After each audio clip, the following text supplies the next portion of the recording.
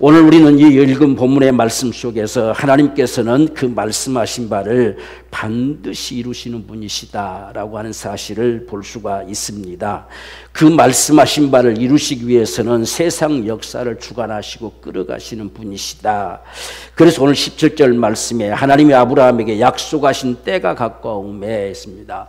그분에게 이 아브라함의 약속을 맺은 게 있어요.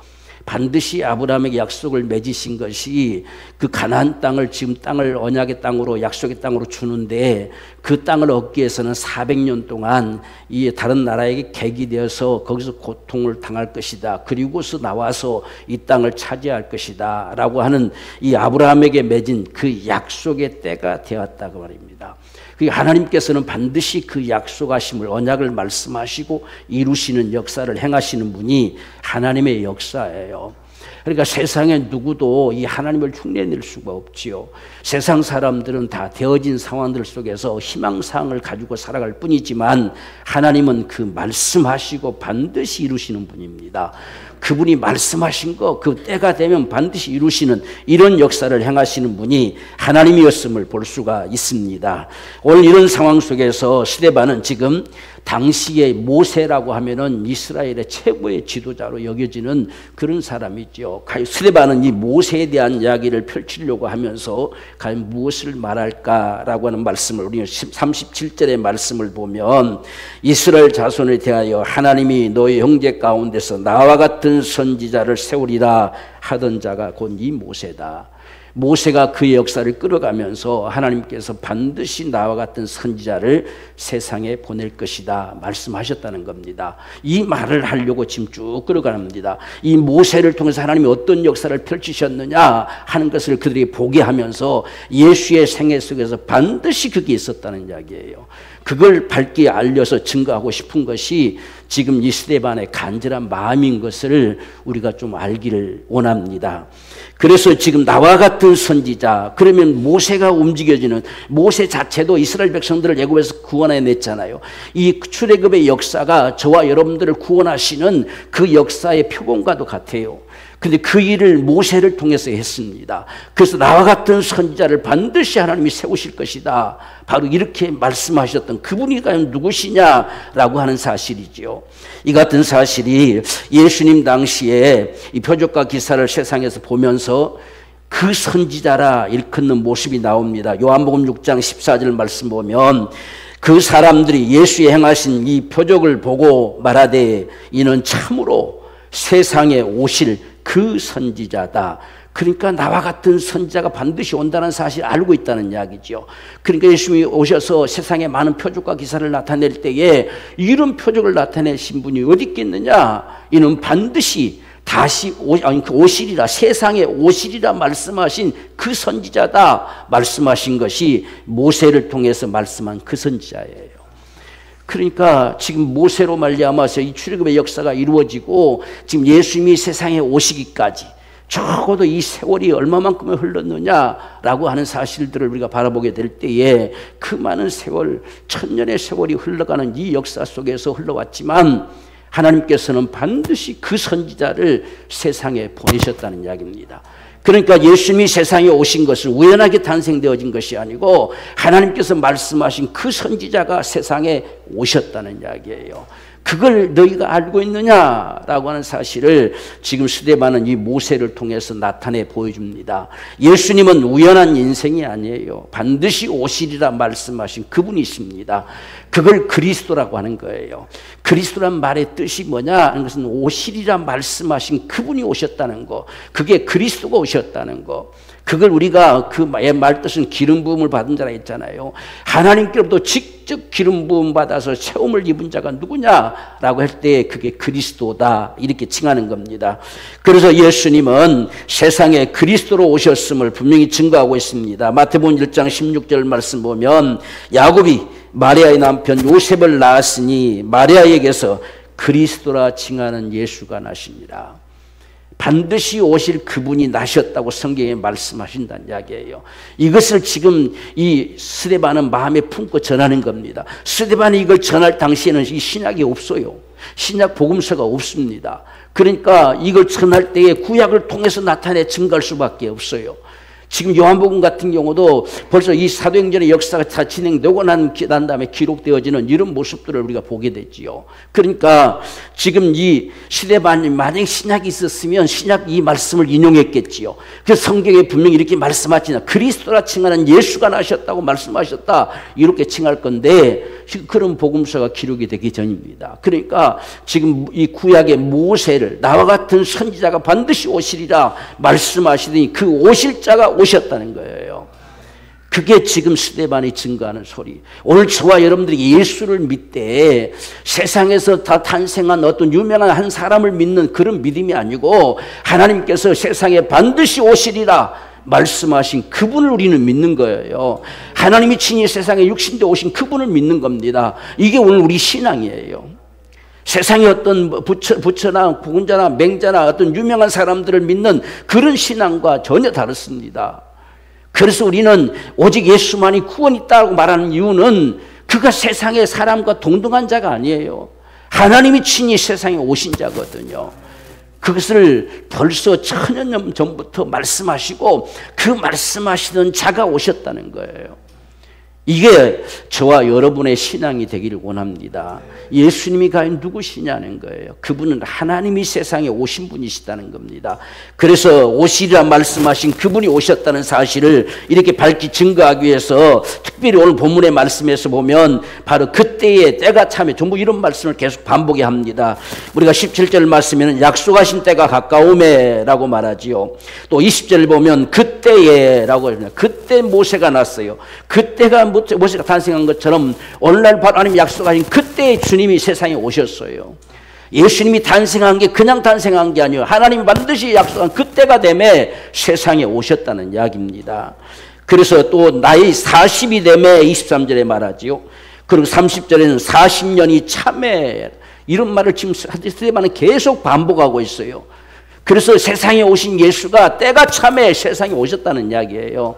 이걸 지금 이 대상들 거기 모인 사람들 바리새인들 서기관들에게 분명하게 알리기 위해서 스데반은 지금 이렇게 말하고 있습니다. 만약에 사도 바울이 갈라디아서가 먼저 기록됐단다면 갈라디아 4장 4절을 보라 때가 참에 그리스도가 오셨다는 겁니다. 이렇게 말했을 텐데 기록되기 전이란 이야기예요. 우리가 이 사실을 알고 이 말씀을 봐요. 그래서 구약을 인용할 수밖에 없어요. 구약 속에서 하나님께서 말씀하신 그대로 나와 같은 선지자가 세상에 오신다고 하더니 마침내 때가 참에 그분이 오셨다는 겁니다. 이렇게 지금 증거하고 있어요.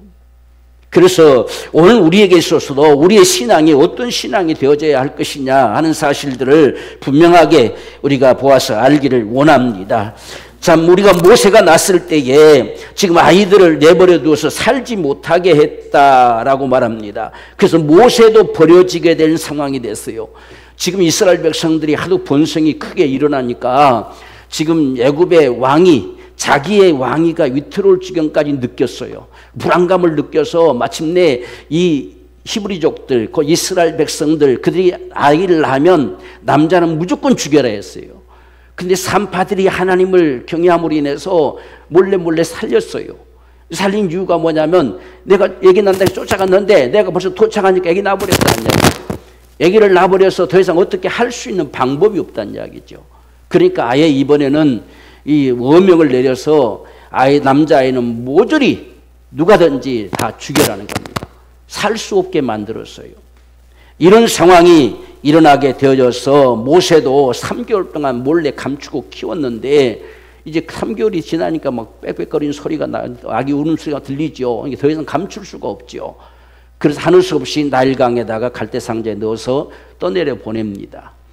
보내면서 누군가가 그 주어 가기를 기대했겠지요.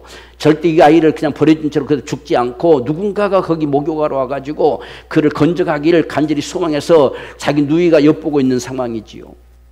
근데 그때 마침 공주가 거기 와서 그 갈대 상자를 열어보니 아이가 있었어요. 너무나 사랑스럽고 귀여워서 데리고 가 자기 아들로 키웠습니다. 바로 이런 역사. 그래서 21절 말씀 보면 버려온 후에 바로의 딸이 가져다가 자기 아들로 기름에 했습니다. 오늘 이 같은 역사가 예수님이 오심도 똑같은 역사가 벌어지는 것을 볼 수가 있어요. 예수님이 유대인의 왕으로 나셨다는 소식을 듣고 이 헤롯이 겁을 내고 2살배기 아이들을 다 죽여버렸습니다. 그때 예수님은 애굽으로 피신을 갔지요. 지금 어떻게 보면 똑같은 상황이죠. 모세가 지금 죽으려고 하는 그 위기 속에서 바로의 공주에게 건짐을 받아서 바로의 궁에 들어가 자라게 됐지요. 예수님도 지금 이 헤롯이 죽이려고 하는 그 죽음의 선을 피해서가 지금 애굽으로 피신하는 이 상황들, 이런 모습들을 볼 때에 예수님 지금 마리아, 지금 초대반이 나와 같은 선자라고 했기 때문에 그래서 예수님이 애굽으로 피신 갔구나, 이 사실들을 적어도 생각하고 깨달을 수 있어야 돼요. 그런데 이들은 전혀 그 사실을 알지 못해요. 그러니까 지금 이런 이야기들을 하고 있는 이유가 뭐냐? 예수님 봐라, 예수님 그래서 애굽으로 피신 갔다는 이야기죠. 이걸 모를 사람이 누가 있겠습니까? 다 알지요. 그래서 예수님과 동년배가 하나도 없지요. 역시 모세도 마찬가지예요. 모세와 동년배가 하나도 없어요. 왜? 다 죽였으니까. 다 버리도록 했으니까. 이런 상황들의 모습들을 통해서 나와 같은 선지자가 나타난다 했다는 거예요. 그럼 이 사실들을 이 지금 대상들이나 이 백성들이 들었을 때에 그렇구나 해야 되잖아요.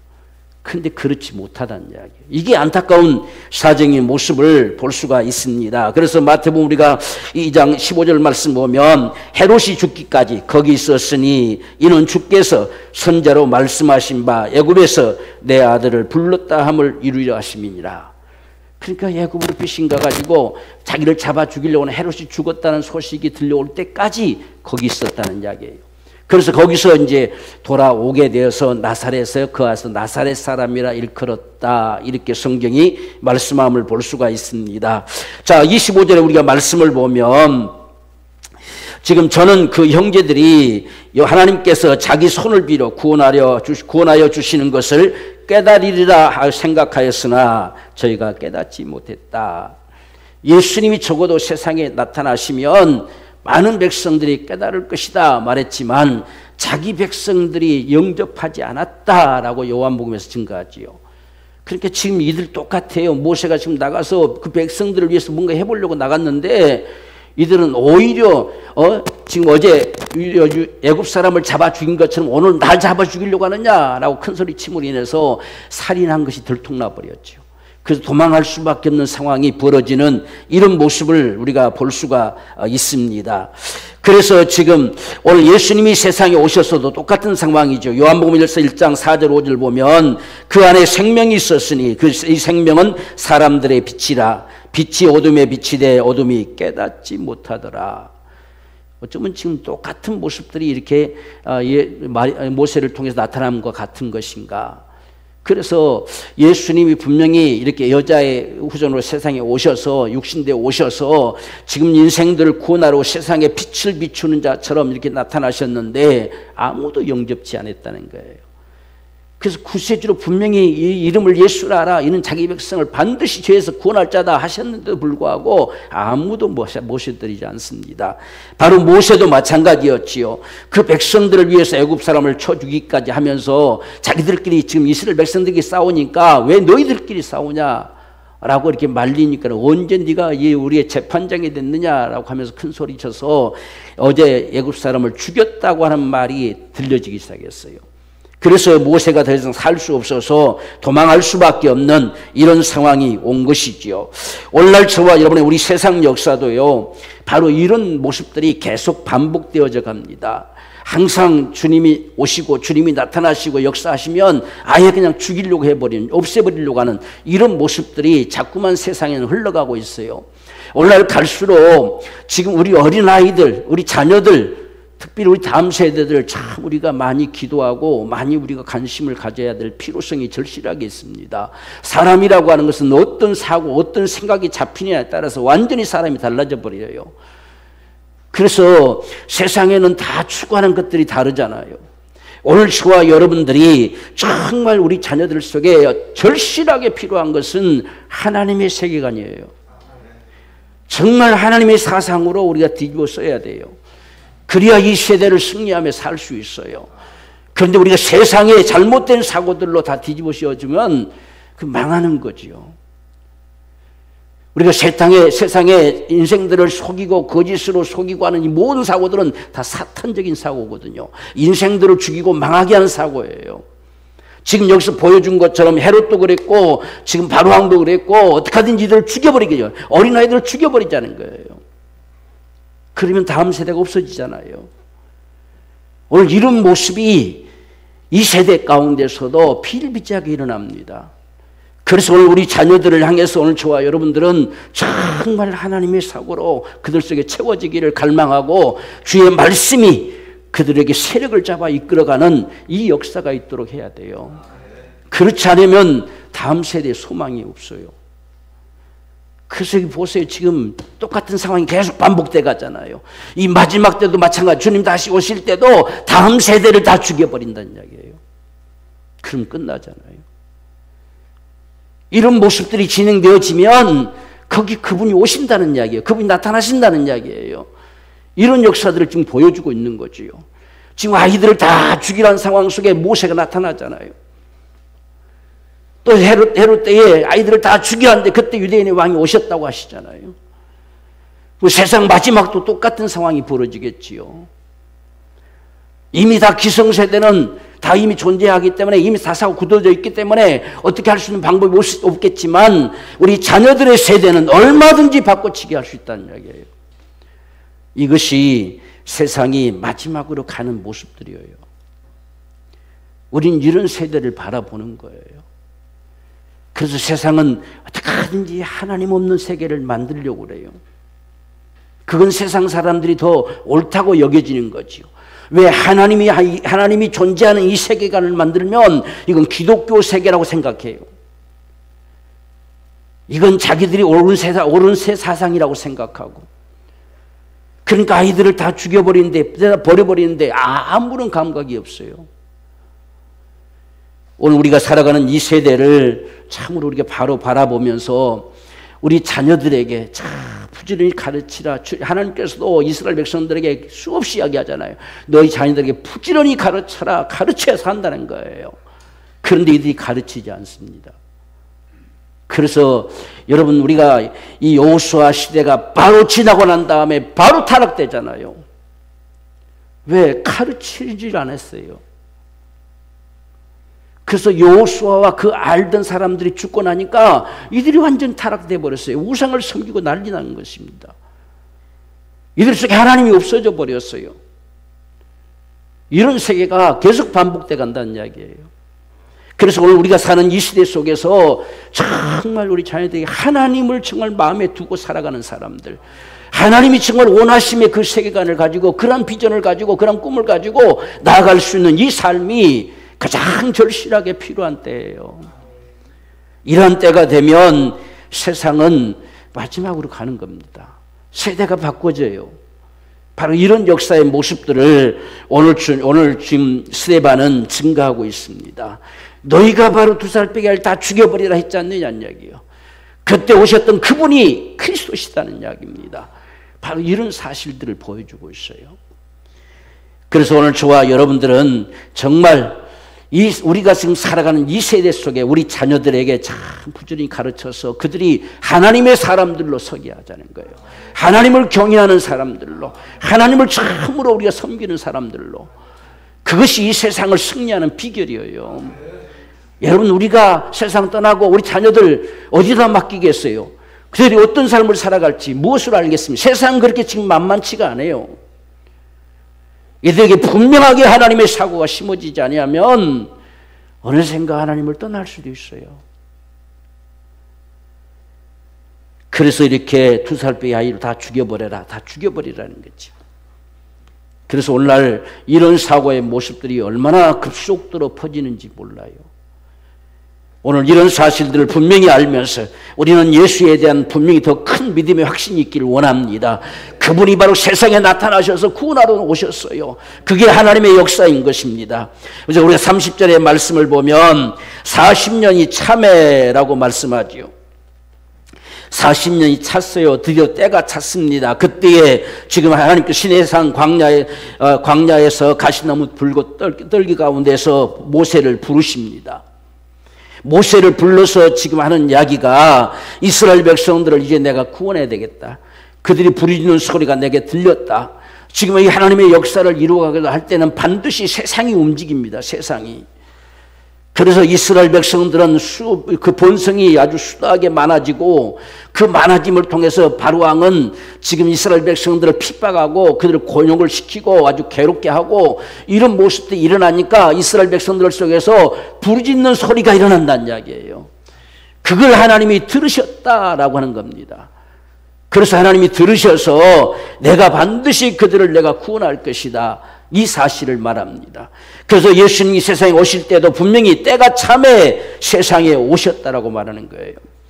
그래서 예수님이 탄생하신 것도 여러분 우리가 예수님 탄생한 역사를 한번 보십시오. 뭐 어떻게 때가 어떻게 찼다는 소리냐라고 했을 때에 지금 하나님의 역사를 끌어오시다가 이스라엘 백성들이 바로 바벨론 포로로 잡혀가고 거기서 돌아오고 난 다음에는 그 다음에 하나님의 역사는 침묵으로 일관해 버립니다. 그걸 우리가 신구약 400년사라고 하죠. 신구약 그 중간기, 중간에 놓인 역사가 기록이 없잖아요. 지금 바빌론 포로로 갔다가 돌아왔다 이야기가 있고 그 다음에는 기록이 없어요. 왜? 하나님이 침묵하셨어요. 아무런 계시도 하지 않았어요. 이스라엘 백성들을 향해서 하나님이 세상에 오실 길을 예비하려고 했는데 이들을 쫓아도 말을 안 들어먹는 거예요. 그래서 하나님이 침묵을 지키시고 그분이 역사를 움직여 가십니다. 바로 이런 모습처럼 주님이 오실 때도 마찬가지예요. 다시 오실 때도 반드시 세상이 움직입니다. 이런 사실들을 우리는 봐야 돼요. 그래서 이 스데반이 그걸 지금 증가하고 있어요. 때가 참에 세상이 움직였다는 겁니다. 이스라엘 백성들이 아주 본성이 심해지고 그리고 지금 바로왕은 갑자기 그들을 핍박하고 고역을 시키고 살 수 없게 만들고 생산할 수 없도록 아이를 생산할 수 없도록 만들어가고 이게 바로 바로의 계략이었지만 이스라엘 백성들은 드디어 견딜 수가 없어 부르짖기 시작했다는 이야기예요. 그때 주님이 오셨다는 거예요. 바로 이런 역사처럼 주님이 노마의 속국 속에 다 집어넣었지요. 아무리 이들이 발버둥을 쳐도 하나님이 전혀 관여하지 않지요. 그래서 메시아를 갈망할 수밖에 없는 그 상황이 이르는 겁니다. 이렇게도 얻어 터지고 저렇게도 얻어 터지고 살 수 있는 소망이 없어요. 노마의 속국에서 벗어날 소망이 없습니다. 그래서 메시아를 간절히 갈망하던 이런 삶이 이루어지기 시작한 거지요. 그때 주님이 세상에 오신 거예요. 그리고 주님이 세상에 오셨을 때 반드시 그는 나무에 달려 죽어야 되는데 이 십자가 형틀이 형성되어져야 되잖아요. 세상의 법정에 맡겨서 그분 죽어야 되니까. 그래서 노마의 사형법에서 나무에 매달아 죽인 자, 이 저주받은 자로 칭하는 자, 이 사형틀이 있었다는 이야기예요. 이런 모습, 모든 모습들이 신구약 400년사 속에서 하나님이 다 움직여 가시는 거예요. 지금 여기서 이스라엘 백성들을 끄집어내려고 할 때에 저들이 부르짖어야지. 어진간한 사람들은 견디고 오늘날도 똑같잖아요. 어진간한 것은 다 견디며 살아가잖아요. 정 견딜 수 없으면 그 다음에 우리가 정말 통곡하면서 내가 때로 하나님을 부르짖잖아요. 이런 모습처럼 이스라엘 백성들도 똑같은 지금 상황에 처했어요. 저들의 부름소리가 내게 부르짖는 소리가 내게 들렸다는 거예요. 그래서 내가 너를 보낸다는 이야기입니다. 이게 지금 하나님의 역사인 것을 우리가 볼 수가 있습니다. 그래서 마태복음 1장 21절에 아들을 낳으리니 이름을 예수라 하라. 이는 그가 자기 백성을 저희 죄에서 구원할 자가 온 거예요. 세상에 구원할 자가 세상에 나타난 겁니다. 이것이 하나님의 역사였음을 지금 모세를 통해서 똑같이 그가 40년이 참에 그랬습니다. 그렇게 도망쳐 나와가지고 40년 차니까 80세지요. 80세 될 때까지 하나님 기다리신 겁니다. 그가 모든 걸 준비될 때까지 기다렸다가 드디어 부르짖는 소리가 들려올 때에 때가 찼다는 이야기예요. 그래서 모세를 보냈다는 이야기입니다. 이런 말을 들으면 대상들, 이 사두개인들, 이 바리새인들, 이들은 서기관들 금방 알아듣습니다. 모를 리가 없어요.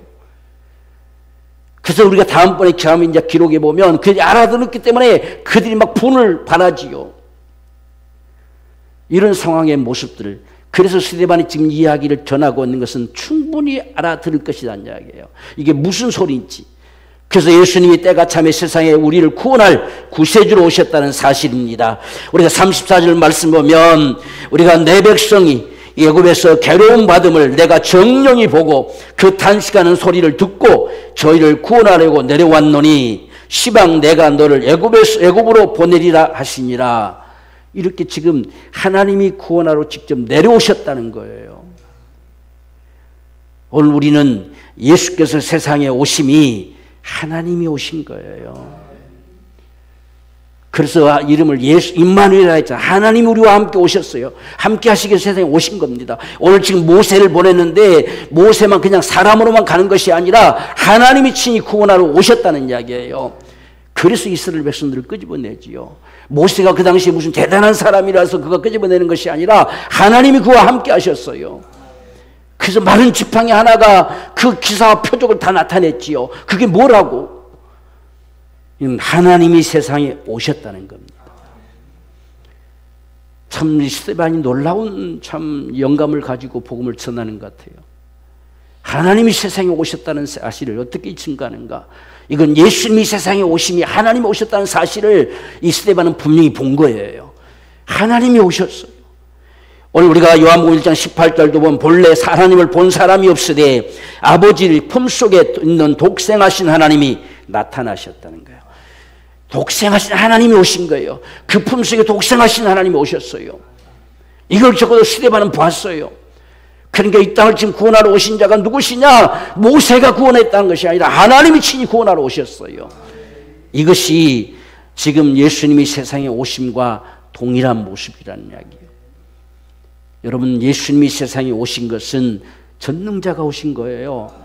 우리 죄를 누가 사할 수 있겠어요? 누가 인생들의 죄를 담당할 수 있겠어요? 이건 전능자가 아니고서는 하나님이 아니고서는 불가능합니다. 모든 사람들이 다 죄인인데 누가 감히 나설 수가 있겠습니까?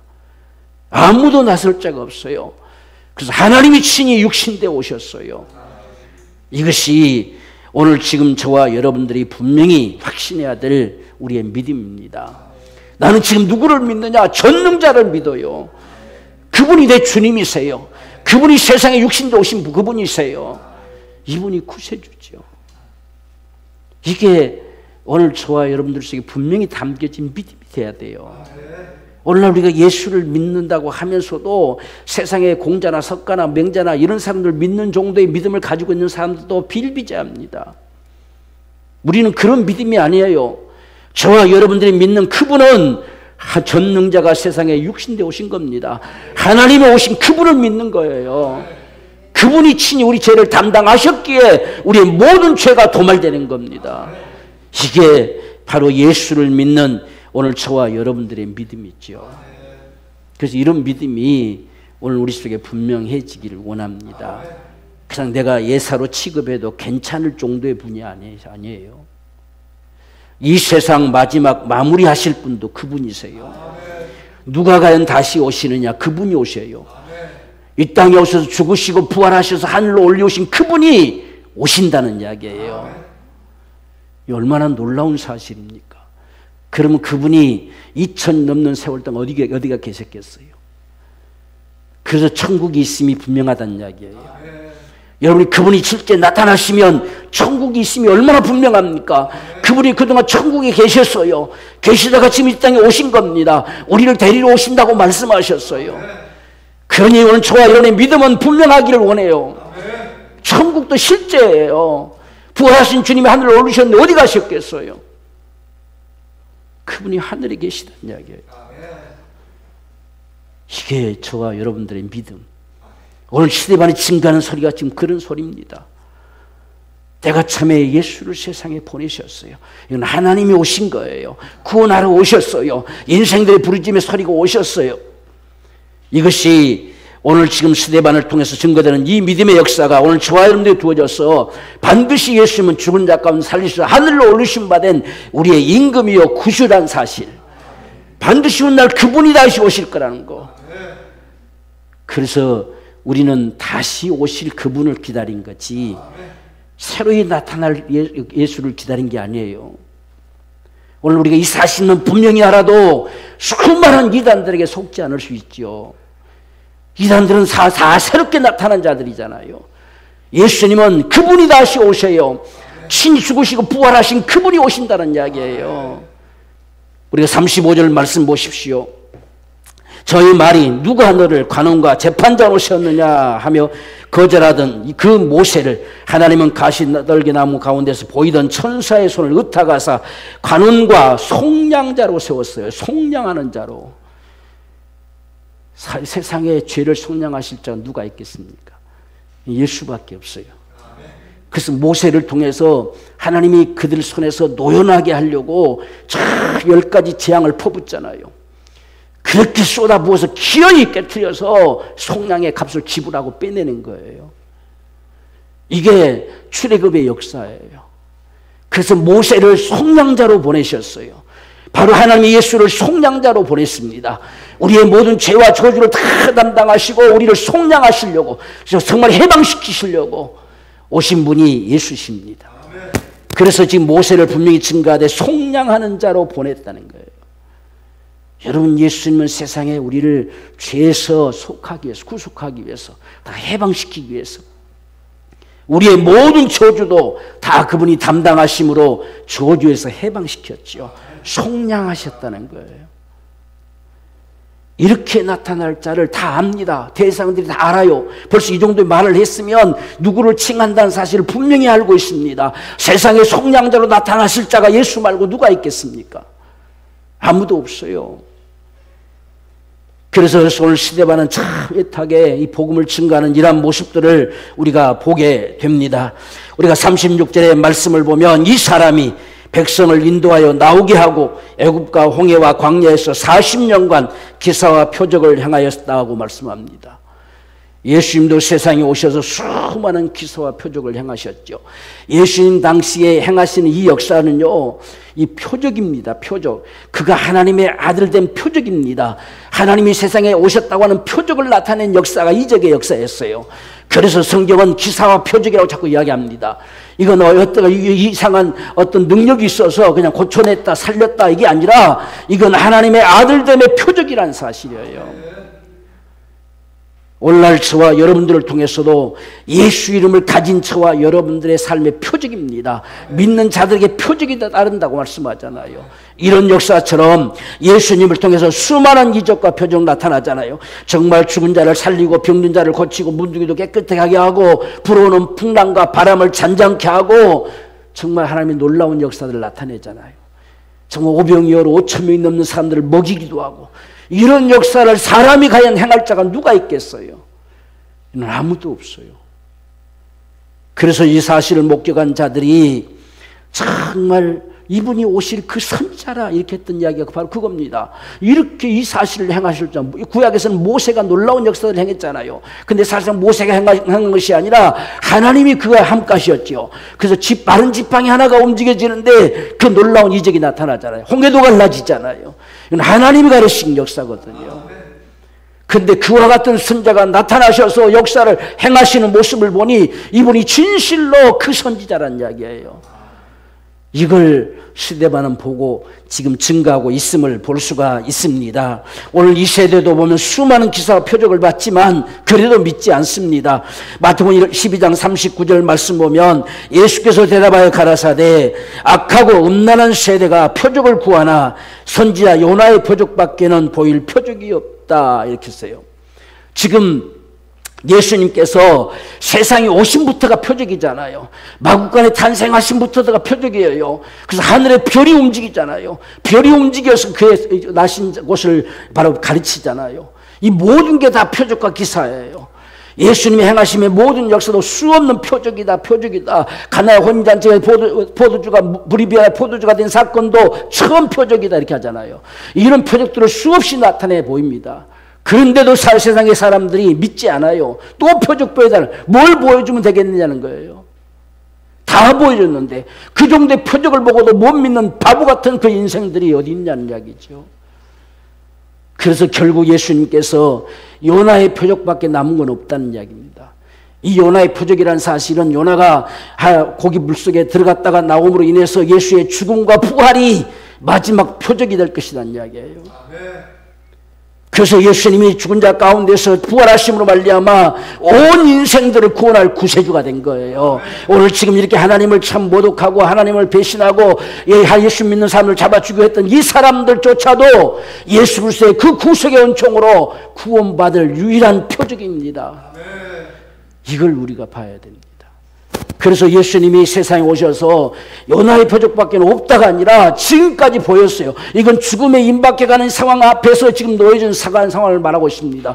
더 이상 어떤 표적을, 지금 일반 사람들은 이 표적을 보고도 그 선지자라고 칭하는데 이 바보 같은 사람들은, 이 대사장들이요, 이 서기관들, 성경학자들이라는 사람들은 전혀 믿지 않고 있으니 마지막 보일 유일한 표적은 요나의 표적밖에 없다는 이야기입니다.